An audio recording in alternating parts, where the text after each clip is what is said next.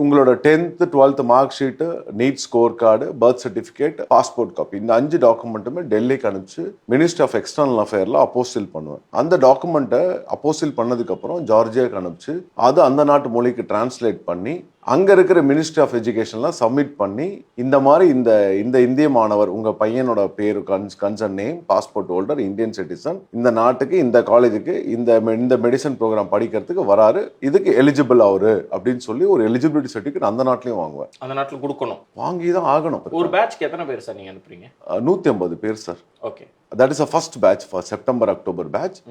December பேட்ச்க்கு வெறும் 50 பேர் தான் சார். அவ்வளவுதான். அதுக்கு மேல நான் அனுப்ப முடியாது சார். 200 பேர் தான். 200 பேர் தான் ஒரு அந்த என்னோட யூரோப்பியன் யூனிவர்சிட்டிக்கு என்னால் அனுப்ப முடியும். அதுக்கு மேல நான் யாரையும் அனுப்ப மாட்டேன். Okay sir. இப்போ ஃபீஸ் செமஸ்டரை பொறுத்த வரைக்கும் சொன்னீங்க, அதை உங்களால ரிவீல் பண்ண முடியுமா சார்? என்ன சார் ஃபீஸ் அது? 2,20,000 வரும் சார் ஒரு செமஸ்டர் ஃபீஸ். ஒரு செமஸ்டருக்கு 6 மாசத்துக்கு ஒரு தடவை ஃபீஸ் கட்டணும். $2,750 வரும், அமெரிக்கன் டாலர் கட்டணமா பார்க்கும்போது. ஆமா, அதாவது 2,20,000.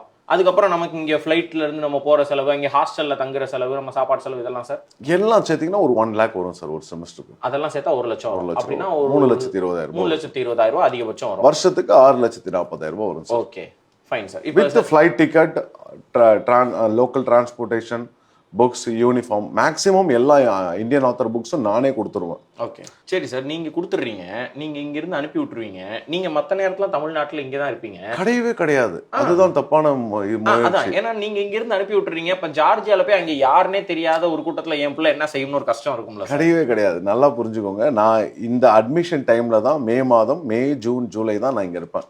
ஆகஸ்ட்ல விட்டீங்கன்னா இங்க எங்க ஆபீஸ்ல எல்லா ஸ்டாஃப் இருப்பாங்க, எங்க ஒய்ஃப் இருப்பாங்க. நான் வந்து முழுக்க ஜார்ஜியால தான் இருப்பேன். அதோட ஜனவரி ஹாலிடே, எனக்கு செமஸ்டர் ஹாலிடே வரும். அந்த டைம்ல நானும் வருவேன். சரி, என் பிள்ளைங்களோட நானும் அப்பதான் வந்து ஸ்பெண்ட் பண்ணிட்டு திருப்பி 1 மாசம் கழிச்சு திருப்பி அங்க போயிடுவேன். ஓகே, அங்க அந்த இன்னும் ஒரு 5 மாசம் இருந்துட்டு திருப்பி வரும். அந்த மாதிரி தான் இருக்கேன். அப்ப நீங்க அங்கேயே தான் இருப்பீங்க அந்த மாணவர்கள் கூட? ஆமா சார், கிட்டத்தட்ட 4.5 ஏக்கர்ல ஹாஸ்டல் வச்சிருக்கேன். நீங்களே வச்சிருக்கீங்க? ஆமா, 450-500 பேர் என் ஹாஸ்டல்ல தங்கி இருக்காங்க. 22 இந்தியன் ஸ்டாஃப்ஸ் என் கூட ஒர்க் பண்றாங்க. ஓகே, வேலைக்கு வச்சிருக்கேன். நல்லபடியா ரன் பண்ணிட்டு இருக்கேன். அதெல்லாம் டெஃபினட்டா நாங்க இருந்துதான் ஆகணும். சரி சார். அப்ப யூனிவர்சிட்டி யாரோடது சார்? யூனிவர்சிட்டி வந்து belongs to an Georgian people தான். மிஸ்டர் லாஷான்றவர் தான் எங்களோட ஃபவுண்டர். அவங்களோட ஒரு பெரிய ஃபேமிலி அப்படின்னா they are basically from hospital group of company.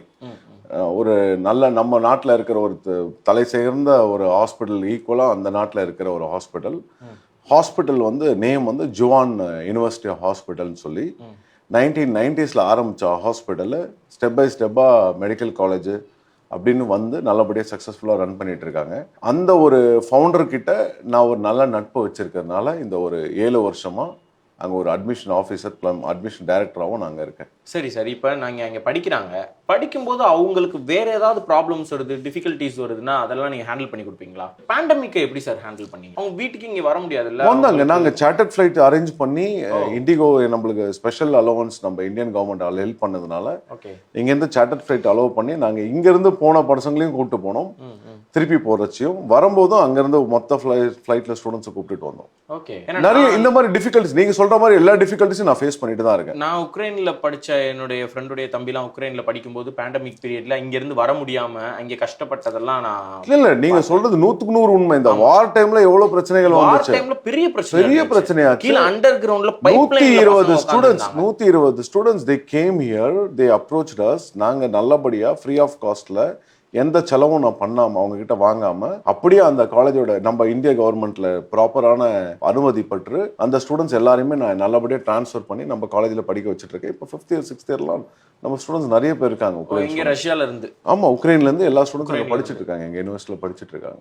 Okay, நல்ல மாணவர், நிறைய மாணவர்கள், நல்ல தரமான மாணவர்கள் அவங்க எல்லாம். Okay sir. சரி சார். இப்போ எனக்கு சொல்லிட்டீங்க, நான் ஒரு பேரண்டா இருக்கேன்னா வர்றேன், இந்த மாதிரி காசு இருந்தா நான் உங்களை அப்ரோச் பண்ண போறேன், என்னை அனுப்ப போறீங்க, வர்றாங்க பசங்க வந்தாலும் இங்க படிச்சிடுவாங்க, அதுக்கான கோச்சிங் இங்க கொடுக்குறேன்னு சொல்றீங்க, நெக்ஸ்ட் எக்ஸாமுக்கான கோச்சிங்கும் இதெல்லாம் முடிஞ்சிருது சார்.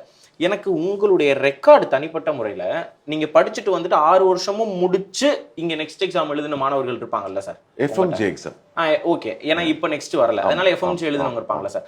அவங்கெல்லாம் இப்போ எங்க இருக்காங்க, என்ன எங்க டாக்டரா இருக்காங்க? அதாவது சொல்லுங்களேன். அந்த மாதிரி நிறைய இடத்துல இருக்காங்க நம்ம ஸ்டூடெண்ட்ஸ். யூரோப் ஃபுல்லாவே சர்க்குலேட் ஆயிருக்காங்க. ஜெர்மனில இருக்காங்க, பிரான்ஸ்ல இருக்காங்க, இட்டாலியில இருக்காங்க. இங்க அரசு வேலையில யாராவது இருக்காங்களா சார்? இங்க வந்துட்டு நம்ம கவர்மெண்ட்டுக்காக ராயப்பேட்டா மெடிக்கல் காலேஜ்ல நம்ம ஸ்டூடெண்ட் ஒருத்தர் ஒர்க் பண்றாரு. அதைத்தான் நான் கேட்க வரேன்.